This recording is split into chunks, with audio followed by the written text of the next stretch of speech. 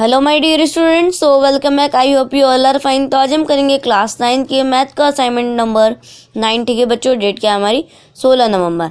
विद्यार्थी के नाम में आपका नाम आएगा, कक्षा अध्यापक में आपके टीचर का। चलिए पढ़ते हैं निर्देशांक जो लिखे हैं। प्रश्न 1 से 10 के लिए 2 कथन दिए गए हैं। एक अभिकथन ए और एक अन्य अभिकरण आर है। इन प्रश्नों के सही उत्तर का चयन नीचे दिए गए कोड ए, बी, सी और डी के अनुसार दीजिए। निम्नलिखित प्रश्नों के सही विकल्प से सम्मुख बने गोलों को पेंसिल पेन से भरिए। ठीक है बच्चों, ए आपका लिखा है अभिकथन और कारण दोनों सत्य हैं और कारण अभिकथन की सही व्याख्या करता है। ठीक है, तो हम ए पे गोला लगाएंगे। और बी जो है उसके अंदर क्या करना है हमें, अभिकथन और कारण दोनों सही है लेकिन कारण अभिकथन की सही व्याख्या नहीं करता। ठीक है, फिर सी है अभिकथन सही है लेकिन कारण गलत, और डी आपका अभिकथन गलत है लेकिन कारण सच। ठीक है, चलिए फर्स्ट देख लेते हैं, अभिकथन पढ़ते हैं। प्रत्येक पूर्णांक एक परिमेय संख्या है। ठीक है, और तो इसका कारण क्या लिखा है, प्रत्येक पूर्णांक m को m/1 के रूप में व्यक्त किया जा सकता है। तो बच्चों इसका ऑप्शन ए आपका करेक्ट रहेगा। इसमें आपका क्या है, अभिकथन और कारण दोनों सत्य हैं और कारण अभिकथन की सही व्याख्या कर रहा है। ठीक है, चलिए अब आ जाते हैं सेकंड क्वेश्चन पर। अभिकथन पढ़ते हैं। निर्देशांक तल में बिंदु -3, 5 और 5 -3 अलग अलग स्थिति में है। ठीक है बच्चों, कारण क्या लिखा, यदि तो x y y x है। तो बच्चों इसका आपका ऑप्शन जो है ए करेक्ट रहेगा। इसमें भी वही सेम कंडीशन जो मैंने आपको बताई है, अभिकथन और कारण दोनों सत्य हैं। ठीक है, और अभिकथन जो है उसकी सही व्याख्या कर रहा है। चलिए आगे आ जाते हैं थर्ड क्वेश्चन पर। अभिकथन पढ़ते हैं। ऐसी अंत संख्या में रेखाएं हैं जो 2, 14 से होकर गुजरती है।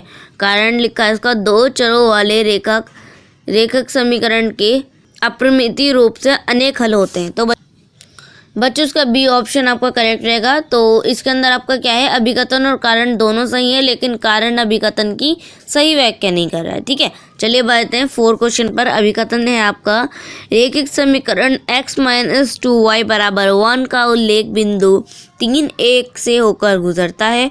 कारण दे रखा है आपका, आलेख पर स्थित प्रत्येक बिंदु x - 2y = 1 का हल नहीं है।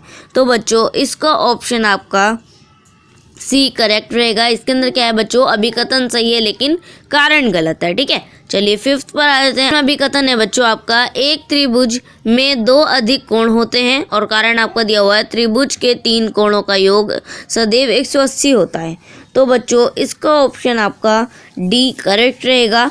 ठीक है, तो इसके अंदर मतलब कि डी करेक्ट इसलिए, अभिकथन गलत है लेकिन कारण सच है। ठीक है, चलिए क्वेश्चन नंबर 6 पर आ जाते हैं। कोण के युग्म जैसे 120 डिग्री 60 डिग्री का योग संपूरक होता है। ठीक है, कारण क्या दिया हुआ है आपको, 2 कोण जिसके मापों का योग 180 है संपूरक कोण कहलाता है। ठीक है बच्चों, तो इसका ऑप्शन नंबर आपका ए करेक्ट रहेगा। इसके अंदर क्या है, अभिकथन और कारण दोनों सत्य हैं और कारण अभिकथन की सही व्याख्या कर रहा है, इसलिए हमारा इसका ए ऑप्शन करेक्ट रहेगा।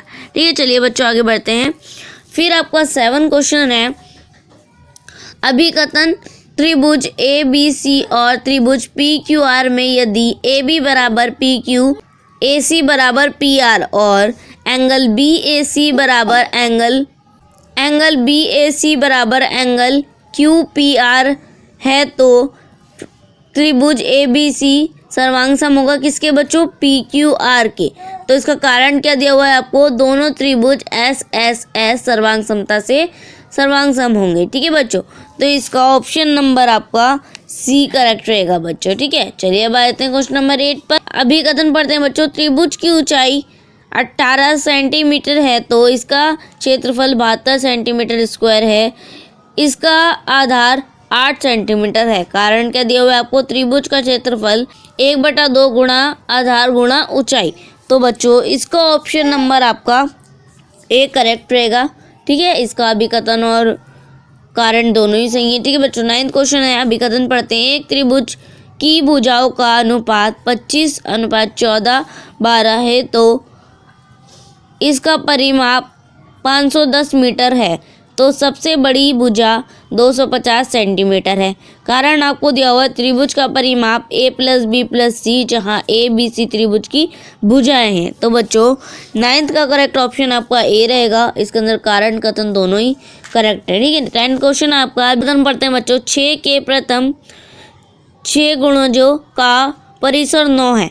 कारण क्या दिया हुआ है? परिसर बराबर अधिकतम मान माइनस न्यूनतम मान। तो बच्चों इसका ऑप्शन नंबर डी आपका करेक्ट रहेगा। ठीक है, चलिए बच्चों, जो ये वर्कशीट थी, असाइनमेंट वर्कशीट मैंने आपको करा दी है। ना ही होप आप लोगों को वर्कशीट समझ में आ गई होगी। सो प्लीज़ चैनल को सब्सक्राइब करना मत भूलिएगा और बेल आइकन को भी प्रेस कीजिएगा। तो चलिए मिलते हैं नेक्स्ट वीडियो में, तब तक के लिए take care and good bye.